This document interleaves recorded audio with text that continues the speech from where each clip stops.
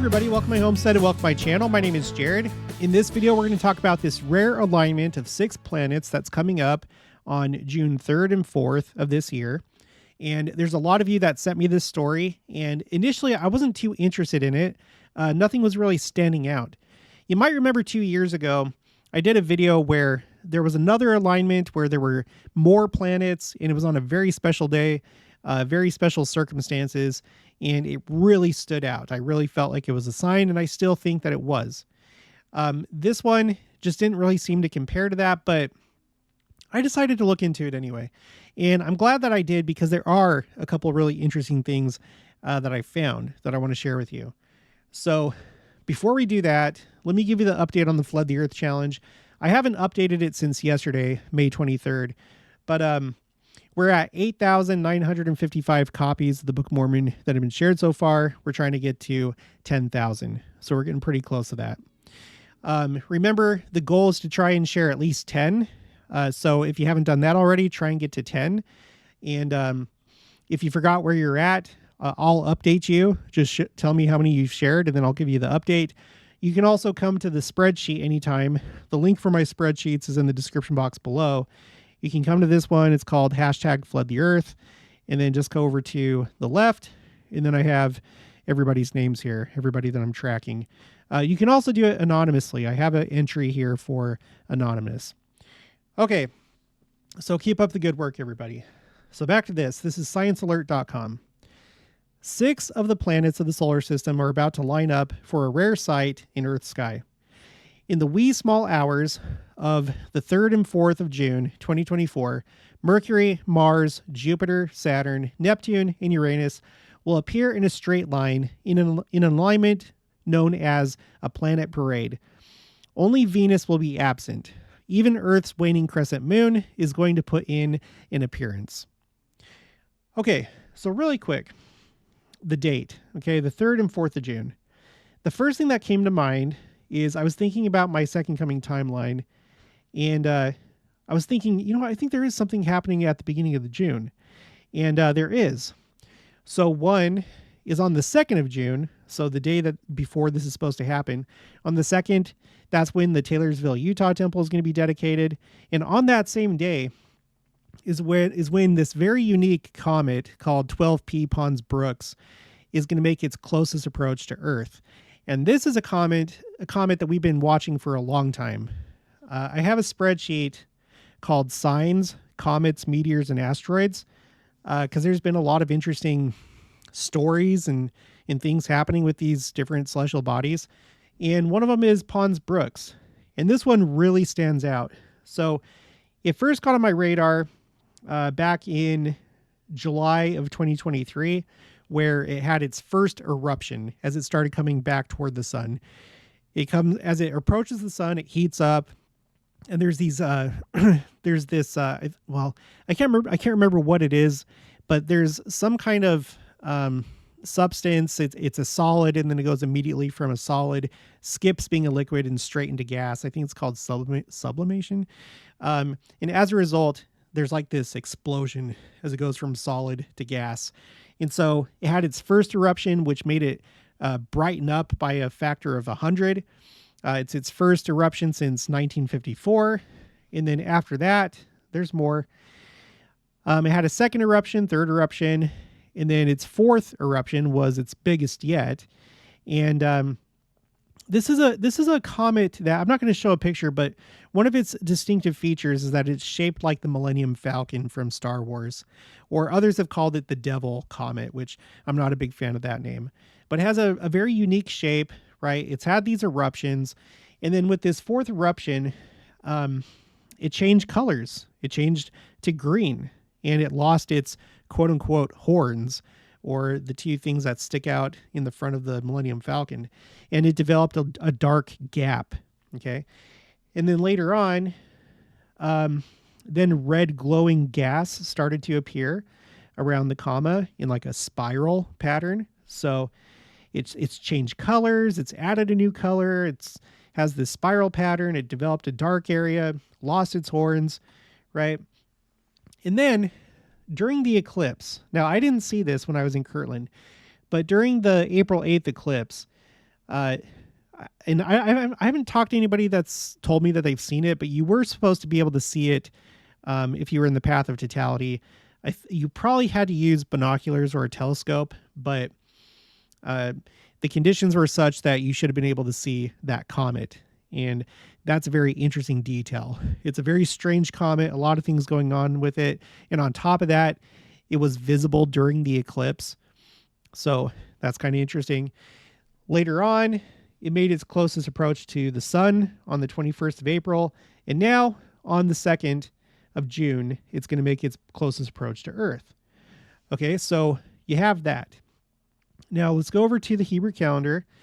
And whenever I'm looking at dates, I think of like two things. Either is this happening on like the anniversary of some significant day in church history? Is it the anniversary of something like the restoration of the Aaronic priesthood, for example? And then I also look at the Hebrew calendar. So as it turns out, you're going to have that comet make its closest approach to Earth on the 2nd, which is a Sunday. And then the next 2 days are going to be the best days to see the 6 planet parade or alignment. And then the day after that is Yom Yerushalayim, which is Jerusalem Day. And if you don't know what Jerusalem Day is, let me just read it for you. Jerusalem Day is an Israeli national holiday commemorating the reunification of Jerusalem and the establishment of Israeli control over the Old City in June 1967. Now, we've talked about this before, but you have the prophecy of like the end of the times of the Gentiles coming to an end, right? And essentially what that is, it's kind of two parts. One part is the gospel first went to the Jews and then to the Gentiles in the dispensation of the meridian of time when Christ came. But then in the last days, during the last dispensation, it first goes to the Gentiles and then it's going to go to the Jews. So that's one aspect of the times of the Gentiles in those times coming to an end. But the other aspect is that the Jews lost control of Jerusalem when they were expelled from the land by the Romans, right? And for this entire time, Jerusalem has been trodden underfoot of the Gentiles. And there's been a couple different phases and stages in which the Jews have returned to the land and had more and more of a presence and more control. But I would argue that the key date of like Jerusalem no longer being trodden underfoot by the Gentiles would probably be Jerusalem Day, June of 1967. So that's kind of interesting, especially in light of this war that's going on right now. This will be the first Jerusalem Day since the war started, so we'll have to see how that goes. Usually it's a day, from what I've seen, where there's high tensions. There's a certain group of Jews that'll like march around the old city with Israeli flags, and there's different celebrations that go on. And so for the Palestinians, the Arabs, it's kind of an inflammatory type occasion. So we'll see how it goes this year, but we have these two celestial events that are taking place before Jerusalem Day. First, the comet, and then 2 days of the planetary alignment. I don't know that it means anything, but I'm just taking note. I also want to point out that some of the big news today is that you have this international court that is ordering Israel to suspend its military campaign in Rafah and whatever. Just another sign that, you have these forces against Israel that are becoming more and more hostile, galvanized against them. And, it's not good for Israel, right? And so as these things are taking place, Israel's in this very unusual war. The world is against them. And we have these celestial events taking place just the day or two before Jerusalem Day. There's like, I feel like there's just something there. I don't know. Leave your thoughts in the comments below. I'm just taking note. Okay, so we got that. Let's continue with this article. It's not uncommon for several planets to be in the sky at once, but it's less common for more planets to align. Any number of planets from 3 to 8 constitutes an alignment. 5 or 6 planets assembling is known as a large alignment, but 5-planet alignments are significantly more frequent than 6. Okay, so this one is going to be a 6-planet alignment, a lot less frequent than 5 or less. Here's a depiction of that. Jupiter, Mercury, Uranus, Mars, Neptune, Saturn. Okay. And then the moon as well, but it's not in that image. Continuing, this is what will be happening in early June, around an hour before sunrise. You might need some visual aids. While Mercury, Mars, Jupiter, and Saturn will be bright enough to see with the naked eye, Uranus and Neptune are too far and faint, so if you want to catch a glimpse, you'll need binoculars or a telescope. We have a few more alignments of the same planets coming up in the months ahead, so you might want to mark your calendars accordingly. The 28th of August, 2024, and 18th of January, 2025, will both see large 6-planet alignments in the pre-dawn hours.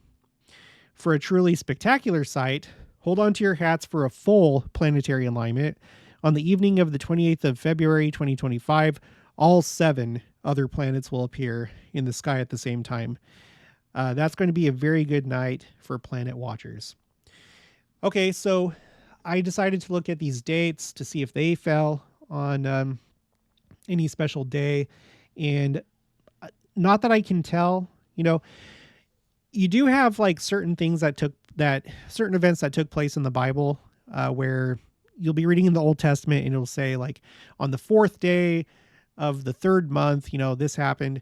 So I haven't gone that far to see if that's the case with these dates, but they haven't fallen on any like national holidays for Israel or the United States or any significant church dates that I'm aware of. So you have this one in August, and then in 2025, here's the one right here in blue, the 18th of January, nothing for that day.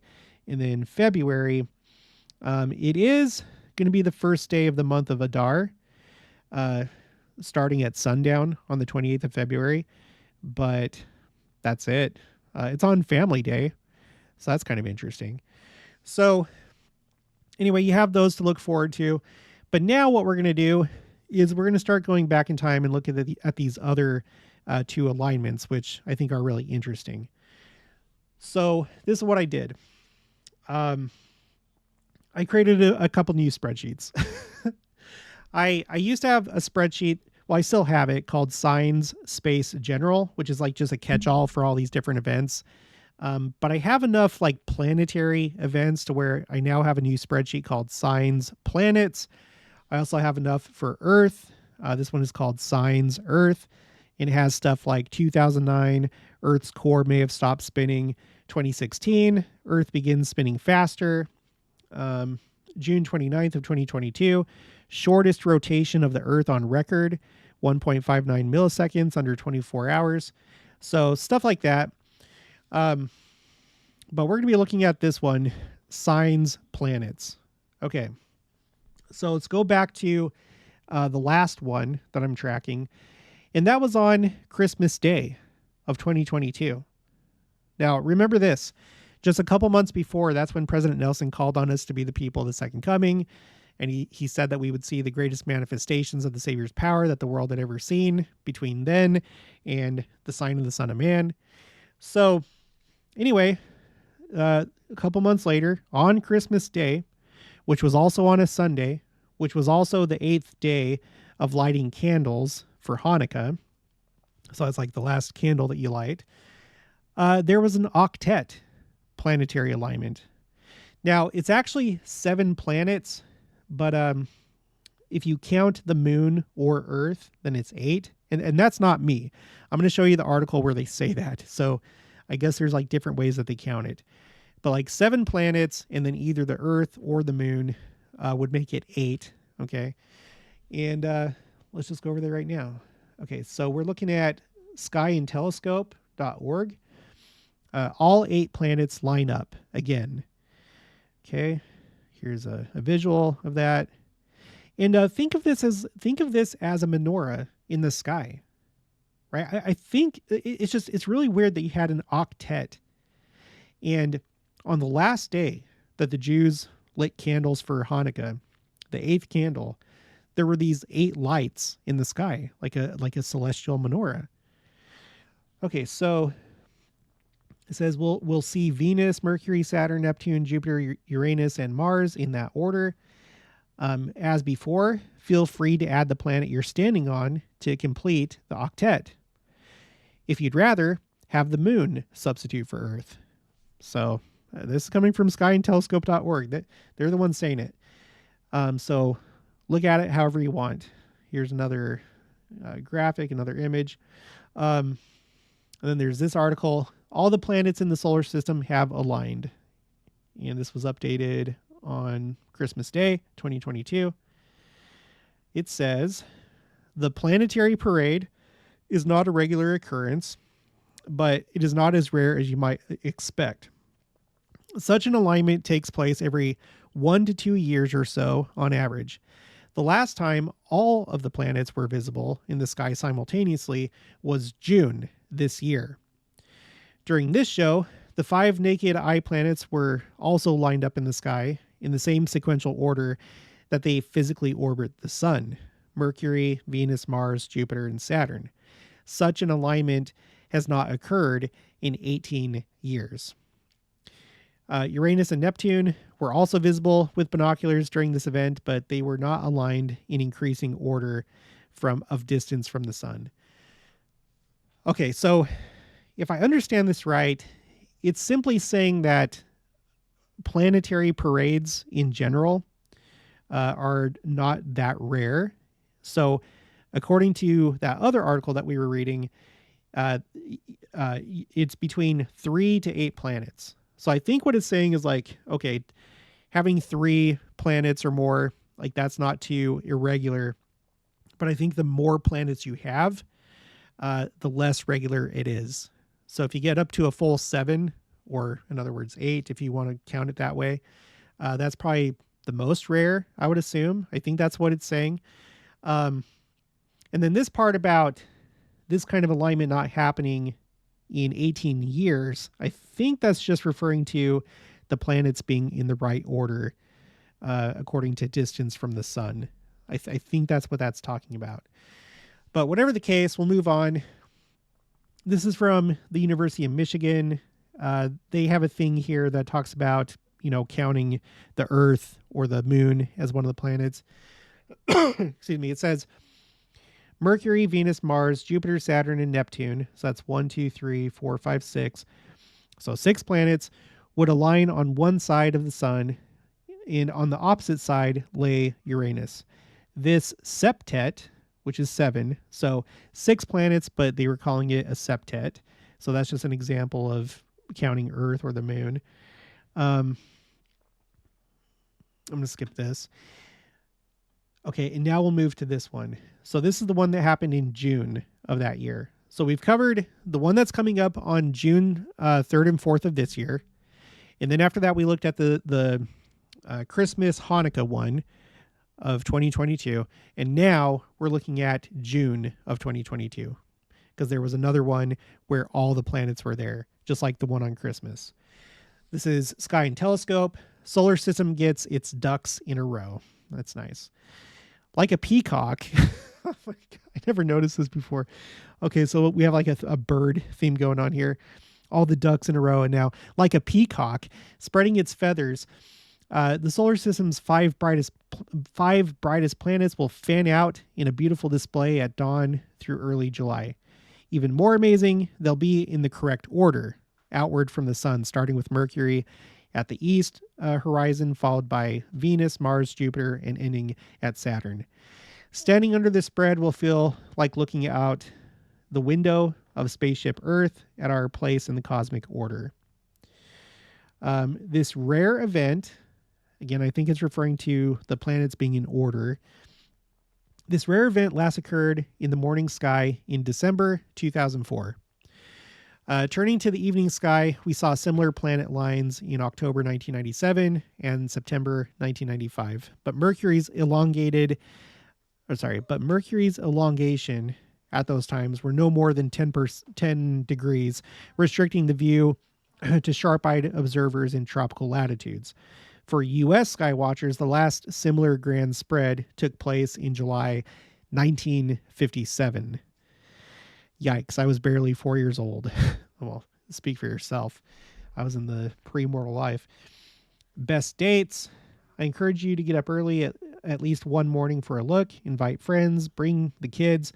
There will be multiple opportunities for viewing, but the two choicest opportunities occur on the 24th of June and the 26th, when Venus and the filament thin moon meet in conjunction.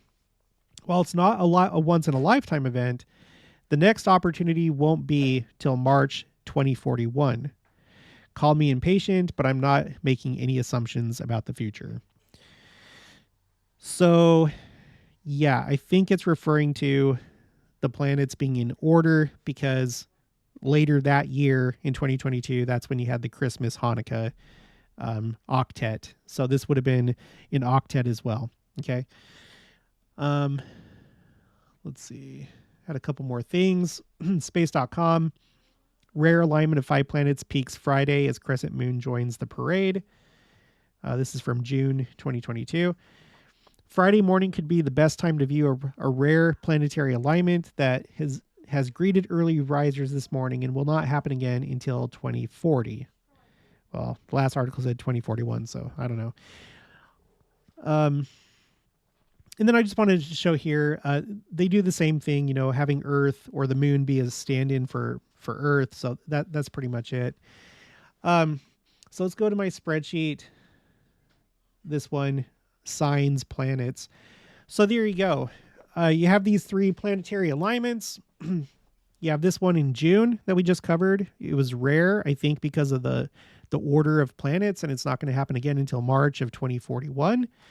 And then later that year, on Christmas and the 8th day of Hanukkah, and also on a Sunday, you had another planetary octet or planetary alignment, parade, octet, whatever. And then we have this one coming up in just a couple weeks, and it's going to be the day before Jerusalem Day. So you have these two that happened on or around significant dates in Judaism, or at least for Israel. So that's kind of interesting. It makes me think about, if we go back to my comets, meteors, and asteroids spreadsheet, we've noticed a couple interesting things there. Okay, I think I have them highlighted in red, or in this like pinkish color. Yeah. Okay, so starting with these two. So we're talking about asteroids. On September 20th of 2022, the same year as those 2 planetary alignments, September 20th, 2022, yeah, these 3 asteroids, I'm not going to name them because they're just numbers and letters. They passed by the Earth, and it was on Rosh Hashanah. Okay, Rosh Hashanah. Rosh Hashanah is one of the 2 most important holidays on the Hebrew calendar. It's the Feast of Trumpets. It's the Jewish New Year. Well, one of the Jewish New Years, but the one that we would think of as a New Year when you change the date on the calendar. So you had 3 asteroids pass by Earth on Rosh Hashanah. And I don't have it here, but one of the asteroids was particularly close to Earth while the other 2 were further out. And then a couple months later, and this was also on Christmas Day, by the way, the same day as the octet planetary alignment. On Christmas Day, you had 3 different asteroids, and here are their names right here. These ones were 3 giant asteroids that passed by Earth. And as we already said, it was a Sunday. It was also Christmas. It was also the 8th day of Hanukkah. And then September 25th, 2023, 3 more asteroids passed by Earth. And just like the first set, there was one of them that was closer to the Earth than the others, like significantly closer. And that was the day of Yom Kippur, otherwise known as the Day of Atonement. And that is the holiest day on the Hebrew calendar. So for some reason, there are planetary alignments and asteroids, among many other things. I'm not going to go over everything in this video, but you have asteroids and you have planetary alignments that seem to coincide with these Jewish holidays, right? So you have that. And then later that year, on the 3rd of October, there was one asteroid, in this case, and it passed by Earth, and it was on Sukkot 4, or the 4th day of the Feast of Tabernacles. Okay? So, weird stuff. To me, it seems very unlikely. There's some patterns here, and it's interesting. I think that if you have eyes to see, ears to hear, you recognize that. It's not every day that you have these things take place on significant Jewish holidays. And I'm just going to pay attention. So there you go. We have this one coming up on June 2nd. Well, starting with the comet, Pons-Brooks, and then the next day, the planetary alignment, the next day, the planetary alignment again, and then the next day, Jerusalem Day. All right, well, that's going to be it for this one. If you haven't already, please make sure to subscribe, like this video if you liked it, leave your thoughts and opinions down in the comments below. Also, make sure to share it, and I'll talk to you guys later.